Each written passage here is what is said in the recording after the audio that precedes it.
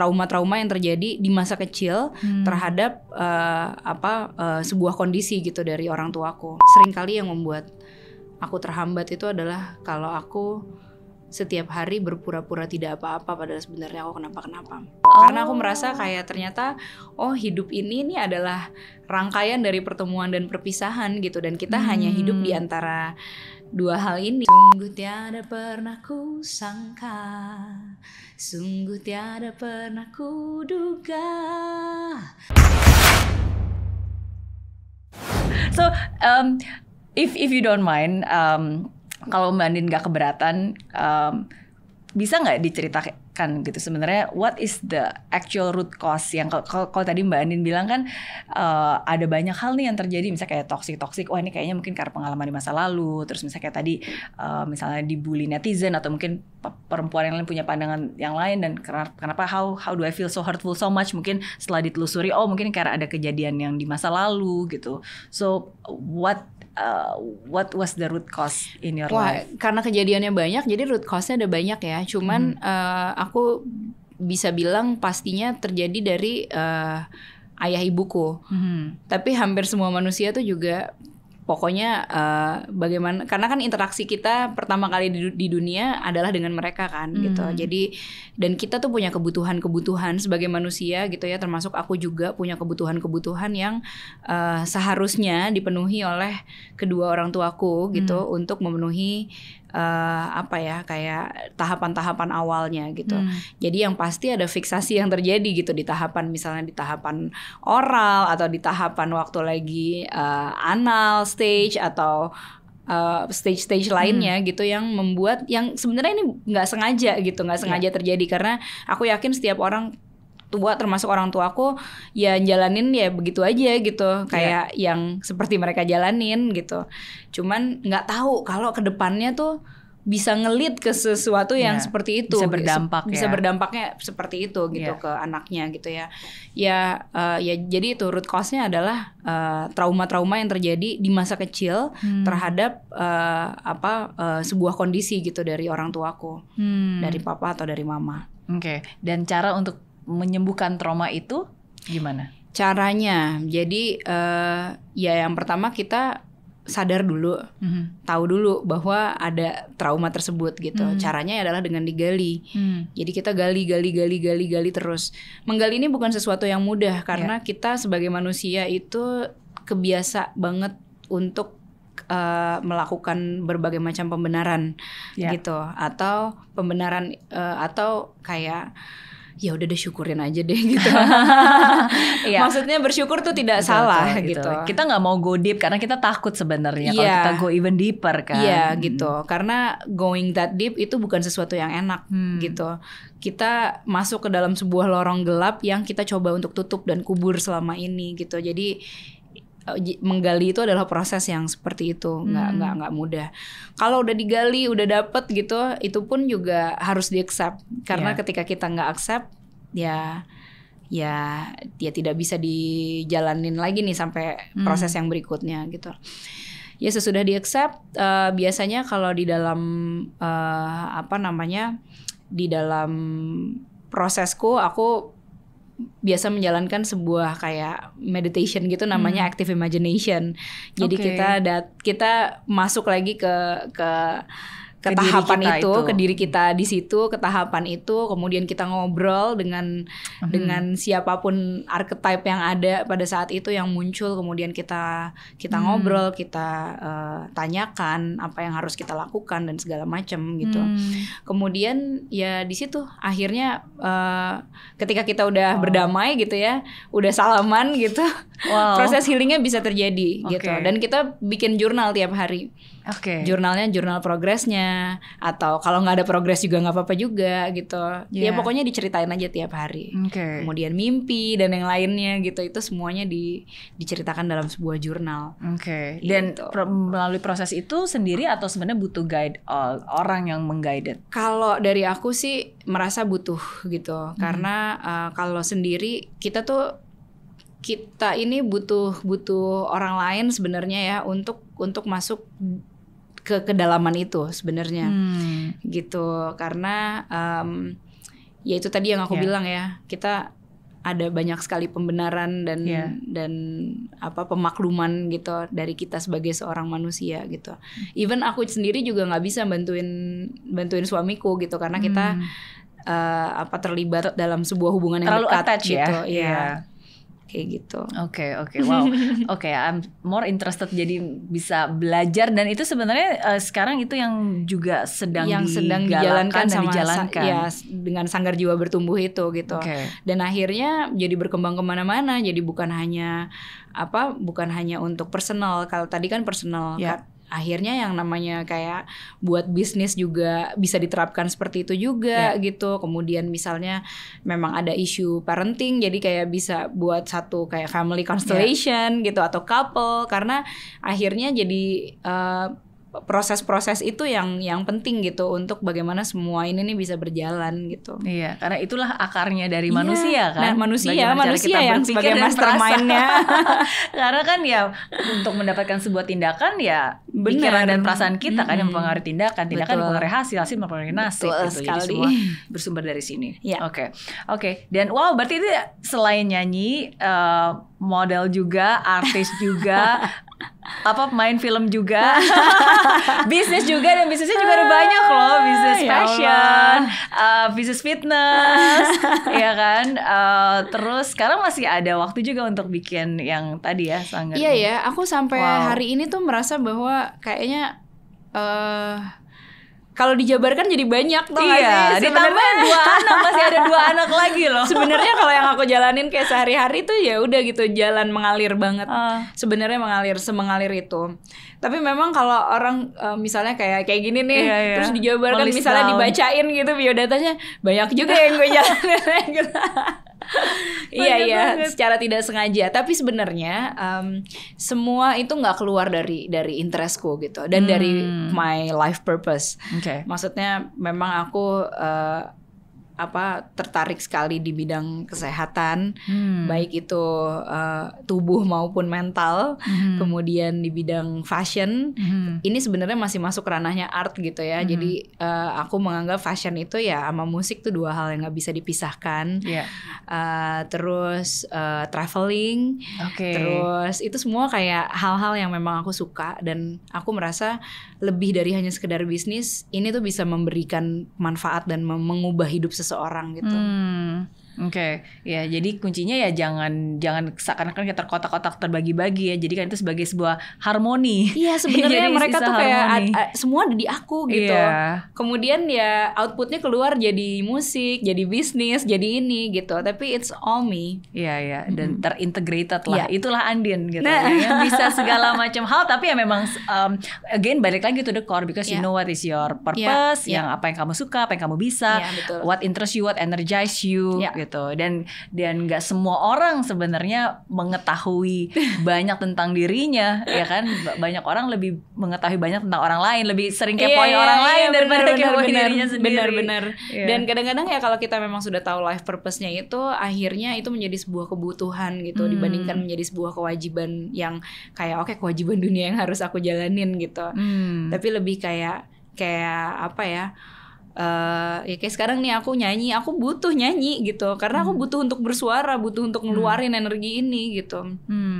So what is your life purpose then? Untuk berbagi dan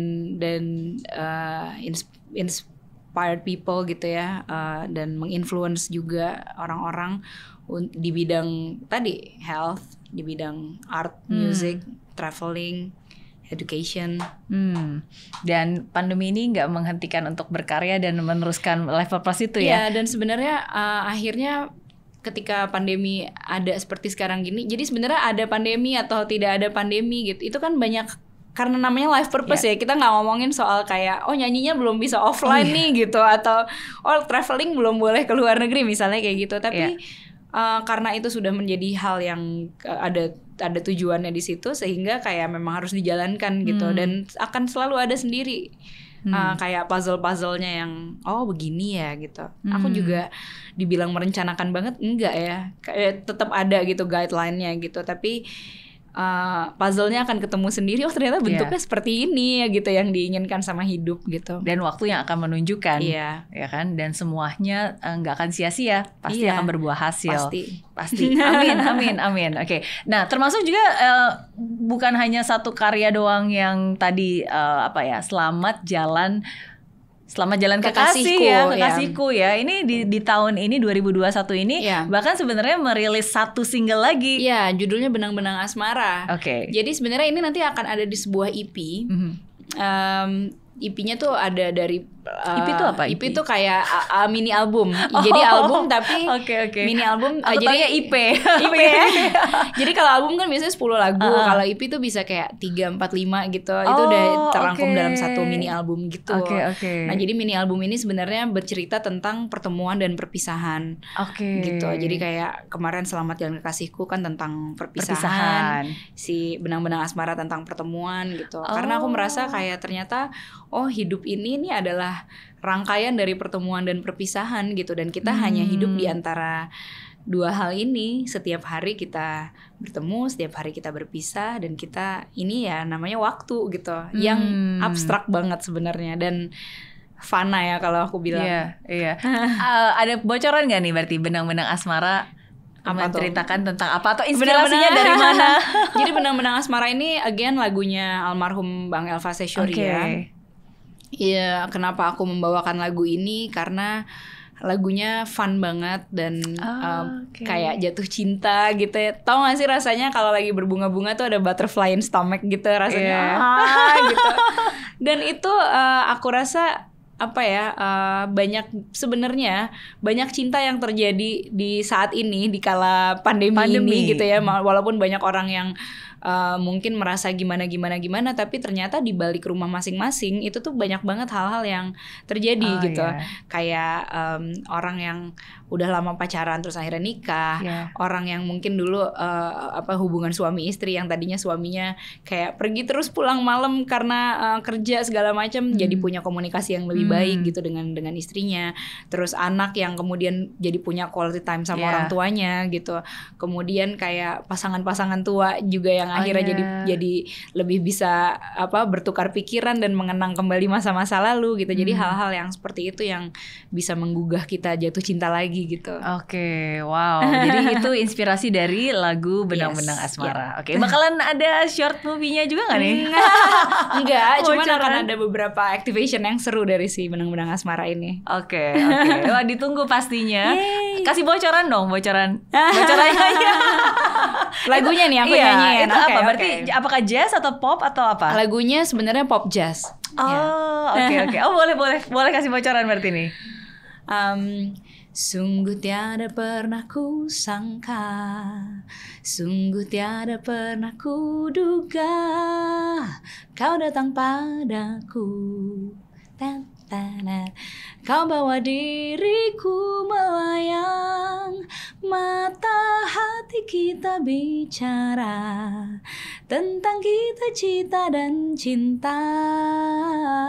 Jadi panjang banget gitu deh. Thank you. Wow, berarti lengkapnya bisa didengerin di semua digital streaming platform. Yes, termasuk di YouTube. Di YouTube juga. Mbak Andin juga ada. Harus subscribe juga. Harus subscribe ya. Subscribe. @Andin Aisyah. Nggak pakai @ ya, Andin Aisyah. Yes, ntar kita tulis di sini. Yeay. Oke, berarti terakhir nih kan kalau misalnya di Zero to Hero kita selalu membahas tentang masa-masa titik terendah. Pasti kan setiap orang punya masa titik terendah dan banyak orang bahkan mungkin saat titik terendahnya banyak banget. Oh iya. Gimana ya? Masa? Jadi apa yang terendah kalau gitu? Masa harus ada banyak titik terendahnya? Ada banyak. Itu yang tadi aku bilang kan yang tentang relationship. Kemudian yang di kerjaan ada juga gitu. Jadi jadi banyak. Yang paling rendah, yang paling memorable, paling rendah. Yang paling sulit banget. Aku nggak pernah ngukur sih ya. Cuman ya itu ya banyak yang sulit. Salah satunya ya waktu di kerjaan itu juga sulit juga waktu itu kayak berpisah dengan my previous manager gitu ya. Terus waktu itu aku juga kayak sempet di blacklist sama semua IO gitu. Oh, kenapa? Karena kayaknya ada masalah dengan manajerku pada saat itu gitu. Gitu. Jadi apa namanya, itu juga bukan hal yang mudah karena kan udah bangun karirnya 10 tahun lebih gitu. Terus tiba-tiba kayak harus merangkak dari bawah lagi gitu untuk nelfonin satu-satu, menjalin hubungan baik gitu. Itu bukan hal yang mudah. Dan ya yang tadi aku cerita itu juga nggak mudah juga. Yang netizen yang mana? Yang itu juga yang relationship yang tadi relationship, itu juga gitu. Okay. Jadi kalau dibilang titik terendahnya banyak banget sebenarnya. Modelannya aja beda-beda. Nah, kalau itu siapa? Jenisnya beda. Ya. Oke. Apakah ada kayak kata-kata khusus atau orang yang selalu menyemangati atau apa yang paling ampuh gitu untuk membuat seorang Andin ketika lagi sad, lagi sedih gitu, kayak oke, hapus air mata, jalan lagi.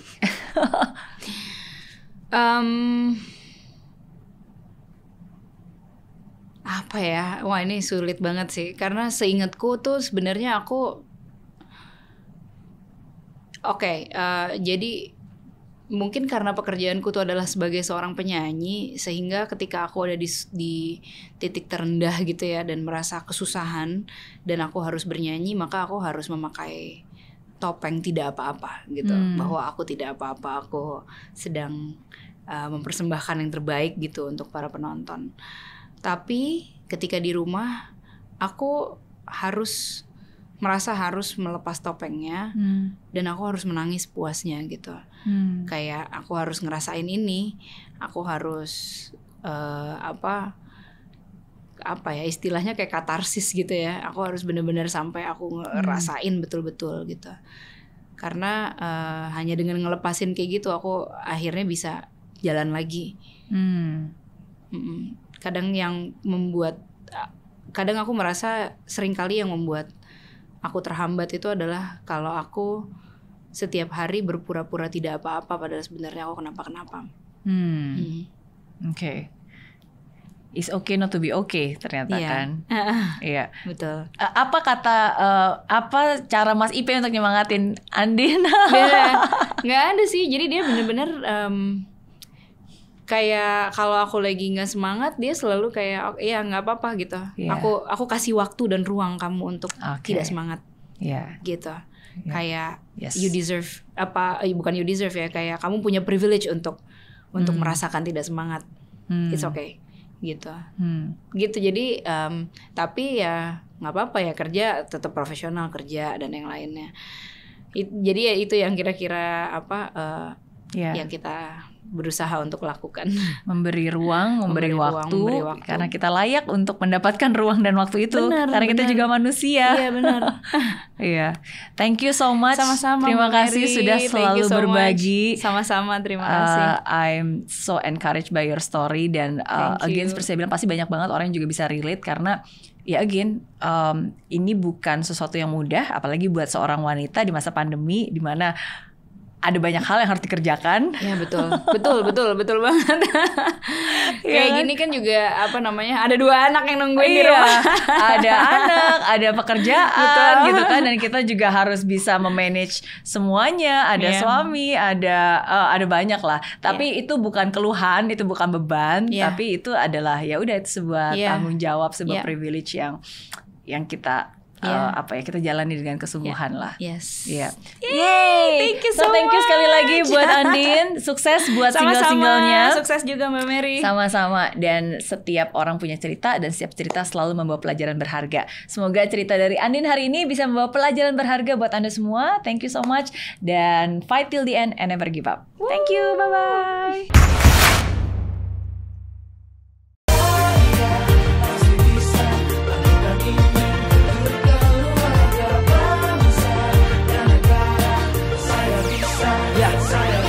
Laksana bumi tanpa hujan, hidup tanpa tujuan, kering dan mati tanpa hijaunya tumbuhan. Demikian kalau mimpi tak kunjung terjadi.